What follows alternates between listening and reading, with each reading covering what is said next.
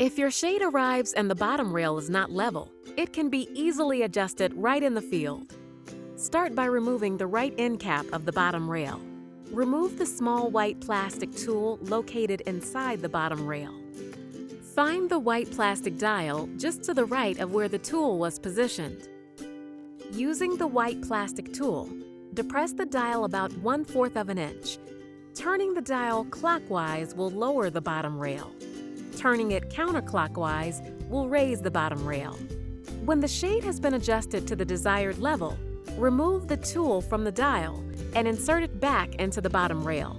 Then replace the end cap. It's that simple. If the tool gets misplaced, you can always use a flathead screwdriver to level the shade. And if the middle rail ever needs adjusting, remember that you can use the skew adjusters found in the head rail.